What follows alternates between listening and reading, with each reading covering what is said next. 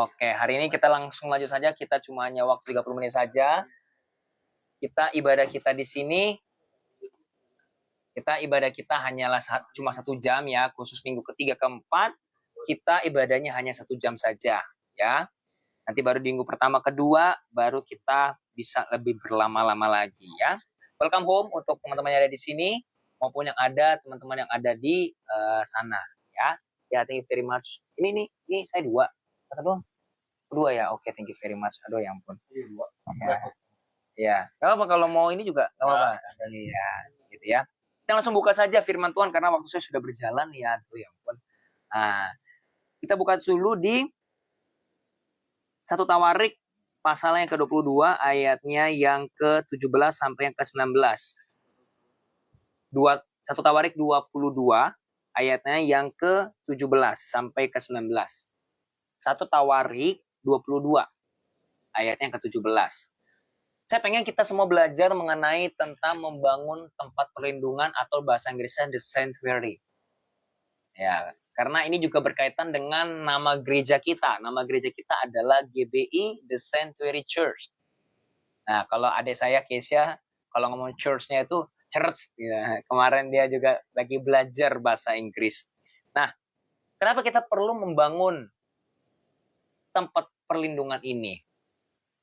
Kita mulai dulu lah sebelum kita masuk ke ayat-ayatnya, saya pengen kasih tahu dulu apa itu tempat perlindungan, atau kalau bahasa Indonesianya, kalau lihat di Google Translate dan lain-lain sebagainya, itu adalah suaka atau tempat perlindungan.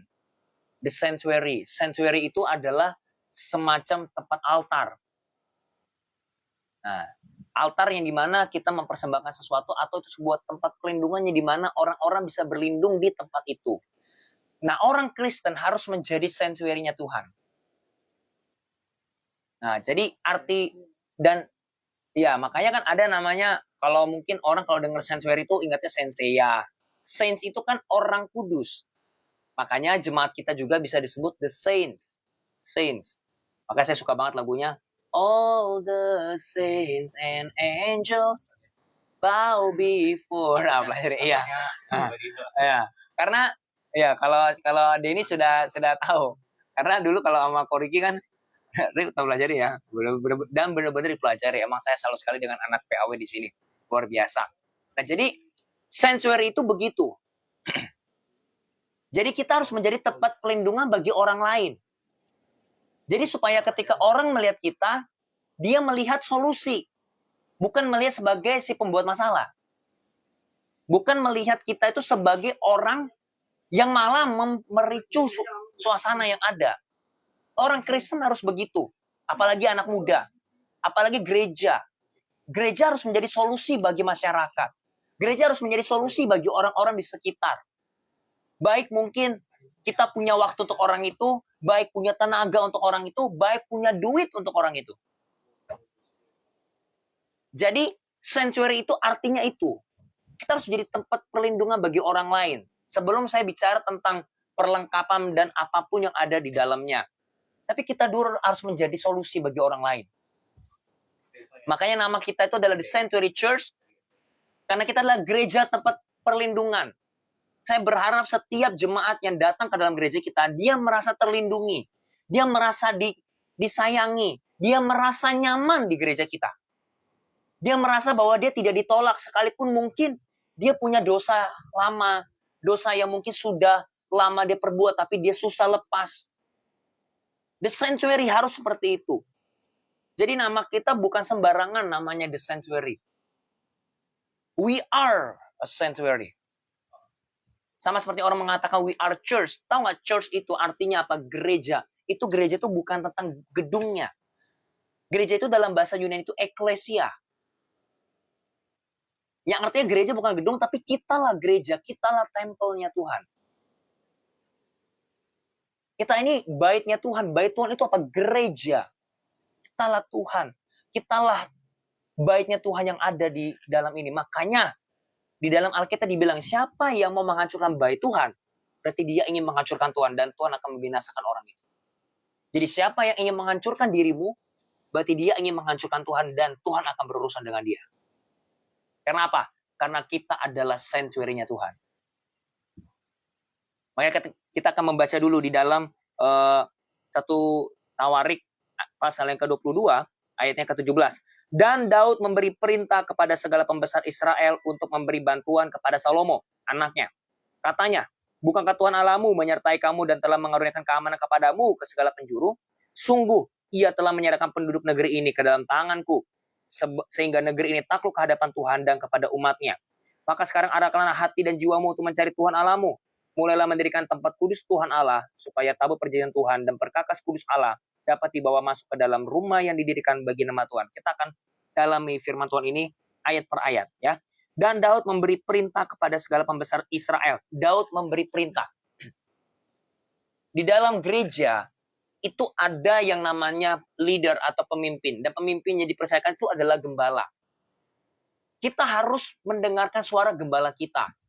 Ya, memang gembala di sini juga disebut gembala agung. Kita harus lebih dengarkan Tuhan Yesus. Tapi Tuhan itu mempercayakan kepada siapa? Kepada hamba-hambanya. Makanya kita jangan sampai kita punya visi kita sendiri. Visi itu harus lahir dari Tuhan. Kalau misalnya teman-teman di sini belum punya visi, adopsilah visi gereja. Mengadopsi visi gereja itu berarti mengadopsi visinya Tuhan. Karena kalau gereja tanpa visi Tuhan, berarti itu bukanlah gereja. Apalagi visi gereja kita. Kita itu adalah untuk apa? Membangkitkan revivalist yang baru. Kita harus membangkitkan, kita harus menyelamatkan 3 generasi. 3 generasi ini apa? Generasi yang sudah lama, generasi yang sekarang, dan generasi yang akan datang. Dan di sini Daud, background story-nya adalah Daud ingin membangun bait Tuhan yang sangat besar yang sampai sekarang itu ada di Israel. Bait Tuhan itu. Tapi udah setengah. Yang sampai sekarang orang-orang Yahudi masih berdoa di tembok itu. Makanya disebutnya tembok ratapan. Dan dipercayai bahwa di dalam tembok itu, di dalam bait itu, di situ ada tabut Tuhan. Tahukah? Benda paling bukannya angker ya, benda sakral atau benda yang paling mistis yang pernah ada, tahu apa? Tabut perjanjian. Tabut perjanjian itu paling sakral yang pernah ada. Dan dipercaya bahwa jikalau bait Allah itu dihancurkan atau kita mau masuk ke dalam, maka kiamatlah dunia. Dipercayai. Karena itu adalah tempat kudus. Dan itu dipercaya oleh 3 agama. Kristen, Yahudi, dan Islam. Jadi tempatnya sakral. Dan Daud itu punya niatan begitu. Daud pengen membangun rumah Tuhan. Tapi Tuhan tidak mengizinkannya. Akhirnya diberikanlah kepada Salomo. Makanya di sini dibilang apa? Daud memberi perintah kepada segala pembesar Israel untuk memberi bantuan kepada Salomo anaknya. Artinya ada sebuah delegasi. Seperti saya memberikan delegasi kepada teman-teman semua di sini. Seperti sudah ada namanya Praise and Worship departemennya. Seperti sudah ada yang suka membuat games. Seperti ada orang yang memang sudah menyediakan tempat. Itulah sanctuary. Kita harus menjadi tempat bagi orang lain. Makanya sense group kita, komsel kita yang disebut sense group, itu harus menjadi jawaban bagi orang. Kayak kemarin ada yang datang kan, kita nggak usah sebut namanya. Sekalipun mungkin dia keinginannya cuma bertanya bagaimana cara mendapatkan cewek. Mungkin bagi kita konyol. Tapi mungkin bagi dia memang sungguh-sungguh sedang membutuhkan gitu loh. Jangan pernah kita ada orang yang datang kepada kita langsung meremehkan masalah dia. Siapa tahu memang dia memang sedang butuh. Mungkin bagi kita yang sudah punya cewek, lu cewek-cewek mulu lu. Mungkin bagi kita yang sudah punya. Tapi siapa tahu dia umurnya sudah berapa, dia belum punya dan dia bingung. Dia nggak tahu dia harus ngomong ke siapa. Dia kira datang cari kita. Dan yang tanya itu bukan orang Kristen kan? Jadi jawaban lah buat orang lain. Cara menjadi jawaban bagi orang lain adalah kita jangan langsung ngejudge orang itu dulu. Kita percaya dulu. Orang ini bisa berubah. Itulah tahu nggak bedanya kacamata gembala dengan kacamata jemaat. Salah satunya adalah gembala selalu melihat ada potensi di setiap jemaatnya. Dan jemaat pun juga perlu belajar cara memakai kacamata gembala. Dan gembala yang kecil ini harus belajar cara melihat pandangan gembala agungnya itu Tuhan Yesus. Dan pada akhirnya setiap kita harus belajar memandang cara Tuhan Yesus memandang. Makanya kita belajar dulu. Nah, baru apa? Bicara tentang yang kedua. Bicara tentang perlengkapan. Karena di sini di dalam dikatakan dulu. Oh, itu tuh belum, masih di ayat yang ke-19. Tapi kita ayat ke-18. Bukankah Tuhan Allahmu menyertai kamu dan telah mengaruniakan keamanan kepadamu ke segala penjuru? Dari sini firman Tuhan kata ketika saya merenungkan ini, Tuhan itu sudah memberikan kita kelegaan. Tuhan itu sudah membuat kita itu lega dalam arti kita ini setidaknya tidak sesusah seperti orang lain. Kita mungkin beberapa ada yang susah. Tapi percayalah masih ada yang lebih susah daripada kita loh. Kalau di sini misalnya memang lagi ada kurang duit, percayalah ada orang yang lebih susah duitnya daripada kita. Kalau di sini masih ada yang belum dapat pekerjaan, percayalah ada orang yang dia tidak bisa mendapatkan pekerjaan karena dia memang tidak bisa mendapatkannya. Mungkin karena dia cacat, mungkin karena dia punya kebutuhan khusus. Jadi bersyukurlah. Jadi dari sini kita bisa lihat bahwa kita harus mementingkan orang lain dulu. Sekalipun misalnya di sini ada kamu, di antara kamu yang memang gaji kamu tidak seberapa, tapi kalau di depan matamu ada orang yang sungguh-sungguh membutuhkan dan kamu bisa, tolonglah dia. Jangan tunggu gue diberkati baru orang diberkati. Tuhan tidak seperti itu. Tuhan akan memberkati orang bagi siapa yang dia lebih dulu memberkati orang itu sendiri. Jadi kalau hari ini kamu memang sedang kekurangan, tapi kamu sayang dengan orang itu, kamu tolong orang itu, percayalah Tuhan akan gantikan. Tapi ingat, motivasimu harus benar. Kalau motivasimu salah, ya sudah. Kalau motivasimu kamu memberi supaya kamu diterima untuk hal yang lebih besar, Tuhan tidak akan kasih. Sekalipun firman Tuhan juga mengatakan, barang siapa yang menerima, ia akan memberi. Barang siapa yang memberi, ia akan menerima. Itu sudah pasti, itu udah firman Tuhan. Tapi kalau motivasimu sudah salah, Tuhan tidak akan kasih. Makanya motivasimu itu harus murni di hadapan Tuhan. Ketika kamu ke gereja, motivasimu harus murni dulu. Jadi sebelum tindakan, motivasimu apa untuk ikut Tuhan? Motivasimu apa untuk ikut ke gereja? Ada motivasi di situ. Jadi di sini dibilang apa? Bukankah Tuhan Allahmu menyertai kamu? Dia sudah menyertai kita. Dia sudah menyertai kita di dalam kehidupan. Kamu sudah diberikan berkat oleh Tuhan melalui dari gerejanya. Sudah saatnya kamu memberkati orang di luar sana. Baik mungkin keluargamu, baik mungkin temanmu. Mungkin ada di antara teman kita yang memang sedang butuh dana. Mungkin di antara teman kita yang memang sedang membutuhkan waktu untuk curhat. Berilah waktumu untuk orang itu. Dan kalau kamu bingung mau bagaimana caranya, bagaimana cara ngomongnya, bawalah dia ke sense group, bawalah dia ke gereja. Sekaligus kamu bisa ngomong kepada dia, hey, kamu datang ke gereja itu nggak perlu harus jadi Kristen loh. Kamu datang ke gereja karena kamu itu sedang membutuhkan kan? Kemarin saya bawa salah satu kenalan kemarin, ya kan? Dan saya kasih tahu bahwa datang ke sini kamu harus Kristen kok, dan dia ngomong apa? Iya kok, saya tahu. Justru saya dulu ketika saya sembahyang, saya juga ditemani kok sama teman saya yang Kristen. It's okay, nggak apa-apa. Dan akhirnya apa? Ketika pulang, dia bilang apa? Seru kok, nanti lain kali saya izin sama mama lagi, saya mau ikut. Akhirnya apa? Dia suka. Jadi cobalah dulu. Dan ternyata ketika saya lihat orang ini punya potensi yang besar. Karena dia kalau nanya sama saya, dia nanya tentang, kok cara ngedit bagaimana sih?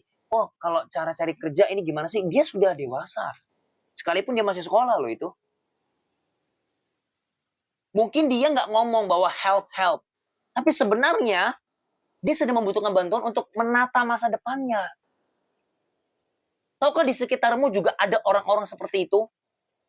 Tapi dia tidak ngomong kepada dirimu, tapi kamu yang harus peka. Nah ini kalau kita ngomong soal peka, jangan pekanya sama pacaran doang. Jangan peka sama cewekmu doang atau sama cowokmu doang. Pekalah kepada situasi orang lain di sekitarmu. Baik teman kantormu, baik di keluargamu. Pekalah. Mungkin di sini kalau misalnya mungkin ada punya adiknya lagi susah, dia sedang marah, care-lah dengan dia. Setidaknya jangan banyak bicara dengan dia. Atau mungkin sebagai adik yang ngelihat kokonya atau ngelihat cecenya, mungkin dia lagi capek habis pulang kerja, maklumilah kalau dia mungkin marah-marah, mungkin dia lagi capek. Bantulah dia, peka dengan situasi orang. Karena kitalah sanctuary-nya Tuhan. We are sanctuary. Keren ya namanya ya, we are sanctuary.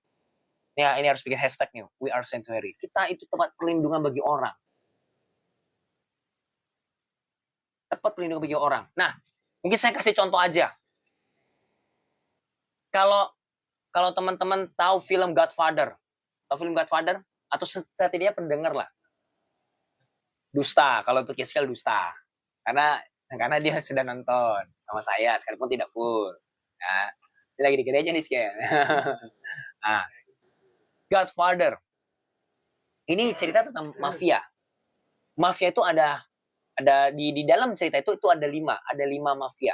Dan dari kelima ini kan ya kita sudah semua mungkin udah secara umum tahu kalau yang suka mafia itu paling tertinggi disebutnya Don. Bukan Doni ya, Don. Don itu artinya seingat saya kalau nggak salah namanya tuan. Dalam bahasa Itali seingat saya ya. Jadi nanti mohon dikoreksi kalau saya salah. Don. Hah? Ya. Namanya Don. Nah, Don ini disebut kayak misalnya Don Corleone, Don Barzini, Don apalah namanya. Tapi dari 5 ini ada satu Don yang dia disebutnya Godfather. Tahu kenapa disebut Godfather? Karena dia paling direspek dari kelima ini. Dan dia paling direspek oleh satu kota itu. Satu kota New York itu. Kenapa? Karena dia suka bantu orang. Karena ketika dia bantu orang, si Don Corleone ini, dia ketika orang datang, dia nggak minta duit. Dia nggak minta duit, tetapi yang dia minta apa? Lu berteman dengan gua. Lu minta dengan gua, kita berteman. Tapi suatu saat kalau gue butuh sesuatu, lu bantu gua. Dia dengan persahabatan. Jadi ketika dia butuh ya lu siap gitu intinya. Nah, jadi orang-orang apalagi di zaman itu imigran Italia itu banyak untuk masuk ke Amerika susah. Jadi lewat dia. Makanya bagi orang-orang imigran itu dia adalah hero atau hero bagi si imigran itu rata-rata. Makanya dia disebut Godfather. Karena nggak semua disebut Godfather, karena Godfather, namanya juga Godfather. Tahu Godfather itu adalah ayah baptis. Gitu. Jadi kayak misalnya nih, saya akan baptis si Kenneth nanti nih. Saya jadi Godfather-nya dia. Jadi bukannya berarti yang membaptis, yang membawa orang itu kepada Tuhan, dialah Godfather-nya. Misalnya Firman nanti bawa papanya untuk ikut Tuhan. Papanya dibaptis, dialah Godfather-nya papanya sendiri. Semacam seperti itulah istilah-istilahnya. Ya. Dan kalau menurut orang Italia, antara Godfather dengan anaknya itu sangat dekat. Sekalipun dia bukan kandung. Nah, apa yang kita bisa pelajari dari sini? Lihat, di dalam mafia, film mafia saja, orang kalau mau apa, dia cari mafia itu. Si Godfather itu. Bahkan orang yang mengakui bukan si Don Corleone loh, yang dia mengklaim bahwa dia adalah Godfather. Enggak. Tapi orang lain yang mengatakan, you are my Godfather. Tahukah, kalau kamu sampai di-respect orang sampai seperti itu, mungkin kamu nggak disebut Godfather, tapi ketika orang melihat kamu, dia melihat solusi. Karena apa? Mungkin kamu sedang susah, tapi bagi orang kamulah harapan dia. Dan ketika saat itu, apa yang harus kita lakukan ketika kita menjadi harapan bagi orang lain? Kita harus berharap kepada Tuhan.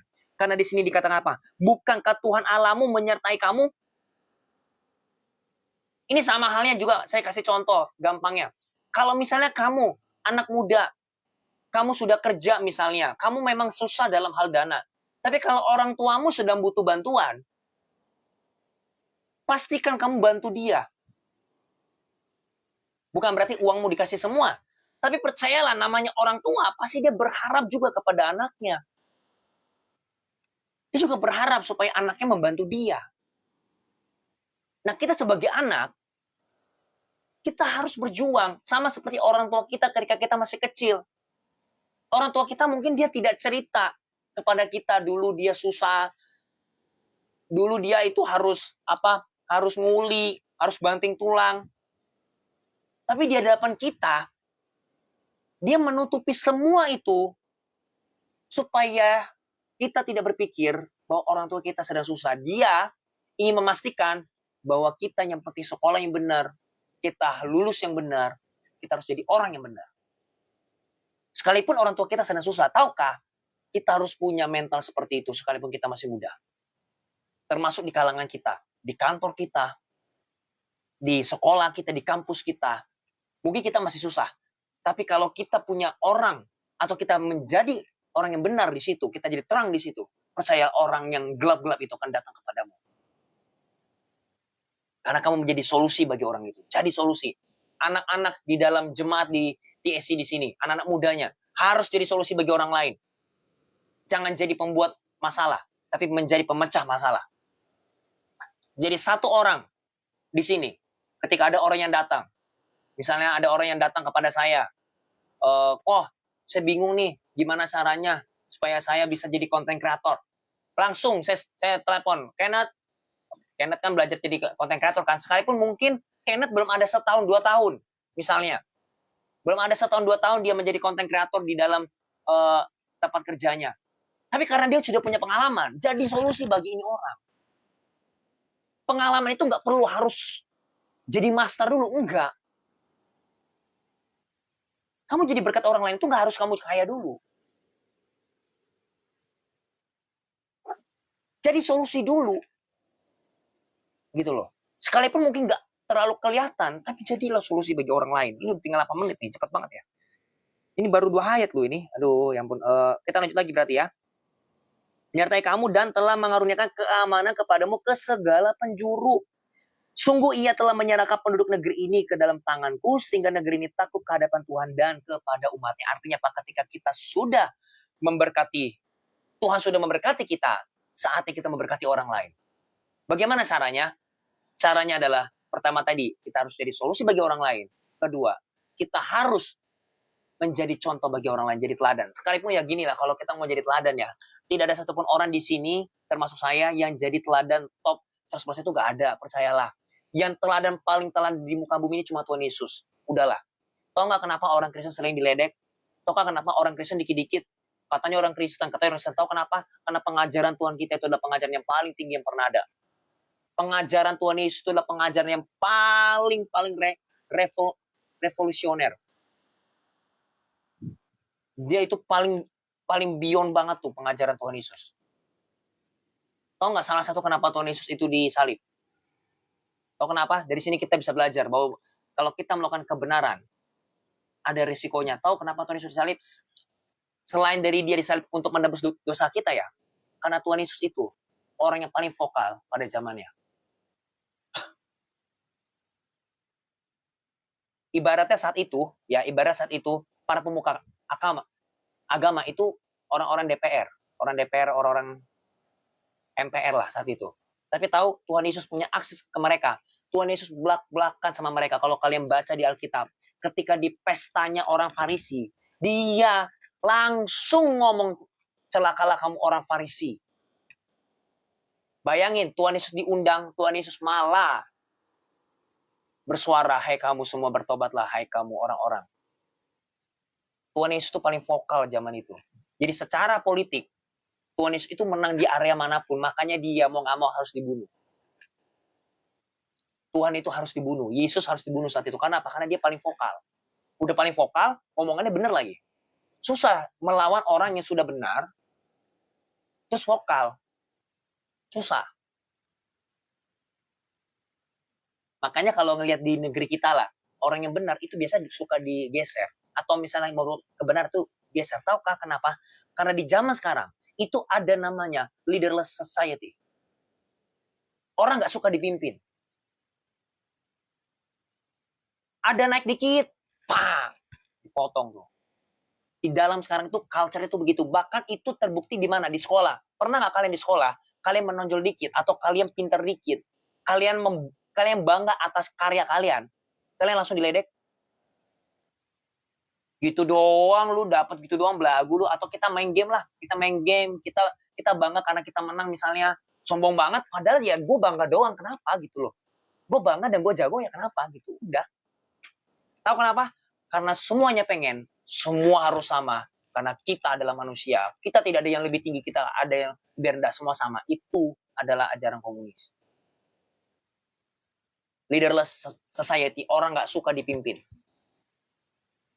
Makanya banyak sekarang anak-anak muda suka-suka gua, mulut-mulut gua, suka-suka gua, hidup-hidup gua, suka-suka gua pengen child free, gua pengen cuma sekedar mau seks tanpa punya anak, terserah gua. Tuh, dunia tuh. Itulah bumi ini. Tapi kita orang Kristen, kita harus punya pemimpin. Kita harus mau dipimpin. Dipimpin itu bukan berarti diperbudak. Jangan pernah salah, itu adalah tipuan setan.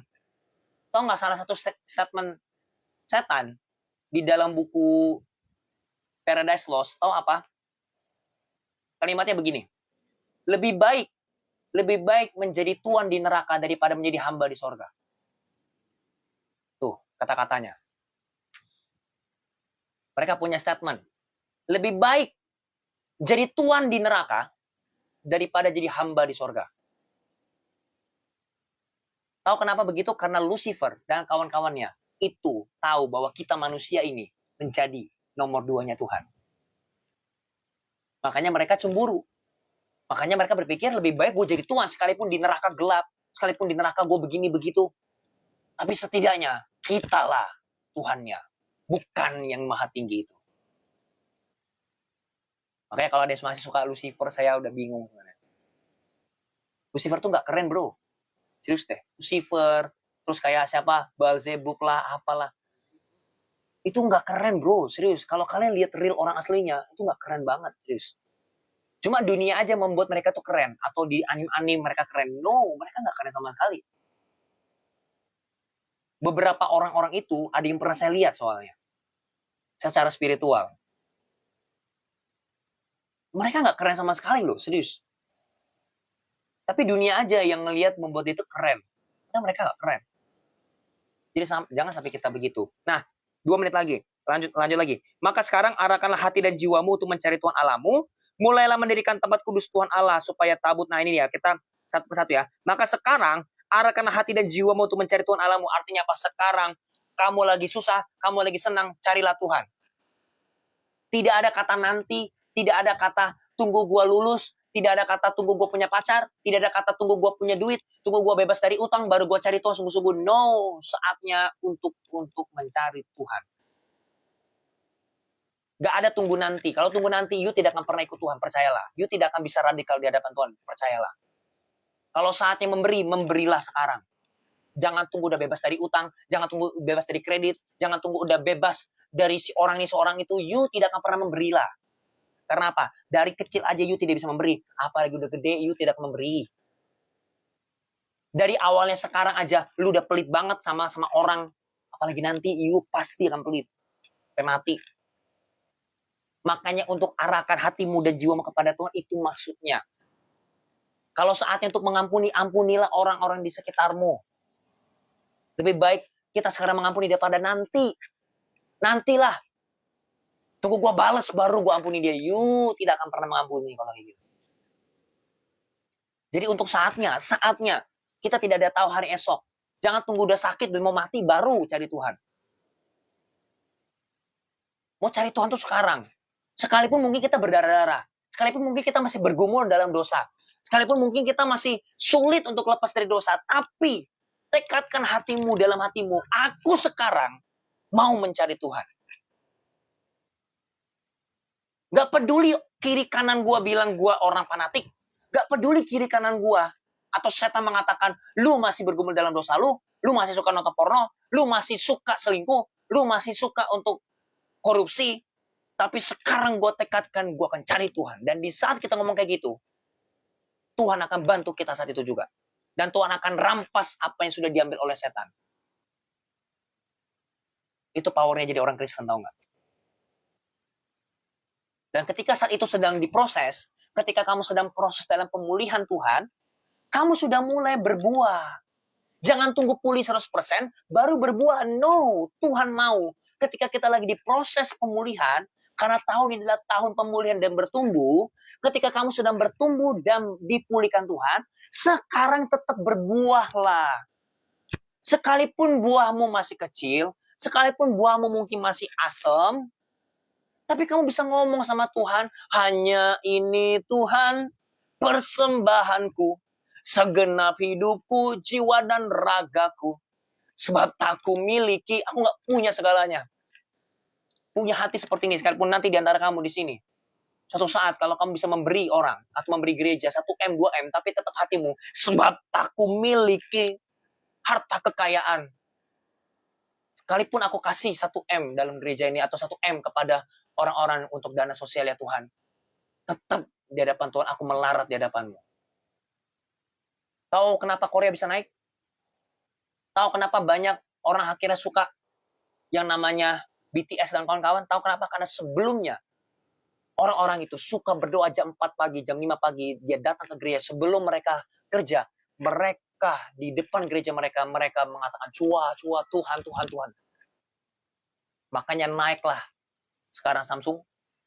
Samsung bisa naik kan waktu itu. Sekarang apa? Korea di mana-mana orang suka karena di situ terdapat orang-orang yang sungguh-sungguh berdoa kepada Tuhan. Makanya mentalitas kita harus begitu. Ya, terakhir, baru bicara tentang apa nih? Supaya apa? Tabut perjanjian Tuhan dan perkakas kudus Allah dapat dibawa masuk ke dalam rumah yang didirikan bagi nama Tuhan. Oke, saya singkat aja, ini waktu saya sudah habis. Mulailah yang ketiga apa? Mulailah care dengan rumah Tuhan. Saya ngomong begini bukan karena saya, ya. Tapi untuk kita semua. Contoh, kita di rumah ini nih. Kita di rumah ini. Menurut kamu nyaman nggak di tempat ini? Saya tanya dulu deh. Enggak kan? Ada yang nyaman, ada yang enggak.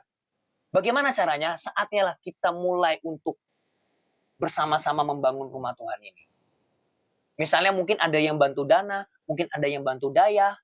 Kalau di sini ada yang nggak bisa bantu dana, bantu daya pun nggak apa-apa. Misalnya apa? Kayak contoh, pagi-pagi, ya skill sudah sapu pel. Dia yang menggelar ini. Itu daya, itu Tuhan perhitungkan. Begitu juga apa? Orang-orang yang datang pagi-pagi, misalnya kayak Kenneth tadi sudah latihan sendiri, Denny juga sudah latihan, Indah tadi setelah saya jemput, dia akhirnya beli minuman buat kita. Dan usahakanlah, mulai sekarang kita mau upgrade apa nih? Misalnya apa? Kita mau upgrade HP, atau mungkin upgrade tripod, atau upgrade mungkin kita beli mixer apa. Itu semua untuk apa? Untuk menunjang orang-orang untuk datang ke Tuhan itu untuk enak. Itu.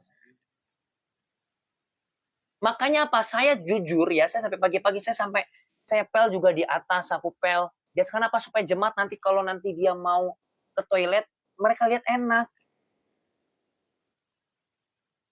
Gitu loh. Artinya saya mikirin jemaat kalau datang tuh enak gak ya, di sini nyaman gak ya mereka.